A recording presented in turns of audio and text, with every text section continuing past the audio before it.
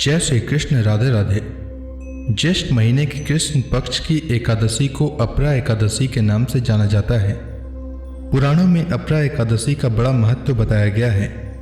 धार्मिक मान्यता के अनुसार जो फल गंगा तट पर पितरों को पिंड दान करने से प्राप्त होता है, वही अपरा एकादशी का व्रत करने से प्राप्त होता है। जो फल कुंभ से, केदारनाथ के दर्शन या बद्रीनाथ के दर्शन से और सूर्य ग्रहण में स्वर्ण दान करने से मिलता है, वही फल अपरा एकादशी के व्रत के प्रभाव से मिलता है। अपरा एकादशी को अचला या अपरा दो नामों से जाना जाता है। इस दिन भगवान त्रिविक्रम की पूजा का विधान है। अपरा एकादशी का एक अर्थ यह भी है कि इस एकादशी का पुण्य अपार है। इस दिन व्रत करने से कीर्ति, पुण्य और धन की वृद्धि होती है। वहीं मनुष्य को ब्रह्म हत्या, परनिंदा और प्रेत योनि जैसे पापों से मुक्ति मिल जाती है। इस दिन तुलसी, चंदन, कपूर और गंगा जल से भगवान विष्णु की पूजा करनी चाहिए। अब आइए जानते हैं ज्येष्ठ मास के कृष्ण पक्ष में पड़ने वाली एकादशी यानी अपरा एकादशी के शुभ मुहूर्त के बारे में। इस साल ज्येष्ठ महीने की कृष्ण पक्ष की एकादशी तिथि का प्रारंभ 23 मई को रात 1:12 से होगा और एकादशी तिथि का समापन 23 मई को रात 10:29 तक होगा। उदया तिथि के अनुसार ज्येष्ठ महीने की कृष्ण पक्ष की एकादशी 23 मई को है और अपरा एकादशी का व्रत भी 23 मई को रखा जाएगा। 23 मई को सूर्योदय का समय सुबह 5:26 और सूर्यास्त का समय शाम 7:10 रहेगा। वहीं ब्रह्म मुहूर्त इस दिन सुबह 4:04 से सुबह 4:45 तक और अभिजीत मुहूर्त सुबह 11:51 से दोपहर 12:45 तक रहेगा। पारण तिथि के दिन द्वादशी शाम 7:20 तक समाप्त होगा। अपरा एकादशी व्रत पारण का शुभ मुहूर्त 24 मई को सुबह 5:26 से सुबह 8:11 तक रहेगा। अब आइए जानते हैं एकादशी व्रत की विधि के बारे में। एकादशी व्रत दशमी तिथि की शाम सूर्यास्त के बाद से ही शुरू हो जाता है और एकादशी का व्रत द्वादशी तिथि पर समाप्त होता है।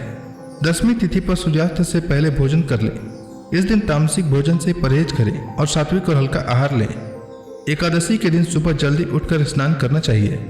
फिर व्रत का संकल्प लेते हुए कहना चाहिए कि हे जगत के पालनहार भगवान विष्णु, आज मैं एकादशी का व्रत रख रहा हूँ। मेरा यह व्रत निर्विघ्न पूरा हो जाए, इसकी शक्ति प्रदान करने की कृपा करें।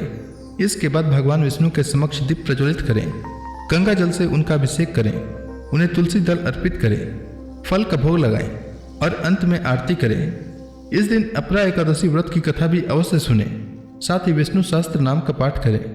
शाम को तुलसी माता के समक्ष शुद्ध घी का दीपक जलाएं। अगले दिन द्वादशी को स्नान करने के बाद भगवान विष्णु की पूजा करके ब्राह्मणों को या जरूरतमंद लोगों को भोजन कराकर उन्हें दान दक्षिणा दें। इसके बाद शुभ मुहूर्त में व्रत का पारण करें। पारण का भोजन सात्विक होना चाहिए। पारण के भोजन में प्याज और लहसुन का प्रयोग नहीं करना चाहिए। आइए जानते हैं अपरा एकादशी की कथा के बारे में। प्राचीन काल में महीध्वज नामक एक धर्मात्मा राजा था। उसका छोटा भाई वज्रध्वज बड़े भाई के प्रति द्वेष की भावना रखता था। अवसरवादी वज्रध्वज ने एक दिन राजा की हत्या कर दी और उसके शव को जंगल में पीपल के पेड़ के नीचे गाड़ दिया। अकाल मृत्यु होने के कारण राजा की आत्मा प्रेत बनकर पीपल पर रहने लगी। उस मार्ग से गुजरने वाले हर व्यक्ति को आत्मा परेशान करने लगी। एक दिन एक ऋषि उस रास्ते से गुजर रहे थे। तब उन्होंने प्रेत को देखा और अपने तपोबल से उसके प्रेत बनने का कारण जाना। ऋषि ने पीपल के पेड़ से राजा की प्रेत आत्मा को नीचे उतारा और परलोक विद्या का उपदेश दिया। राजा को प्रेत योनि से मुक्ति दिलाने के लिए ऋषि ने स्वयं अपरा एकादशी का व्रत रखा। द्वादशी के दिन व्रत पूरा होने के बाद इसका पुण्य प्रेत को दे दिया।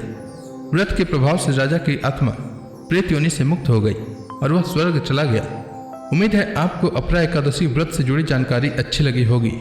धन्यवाद।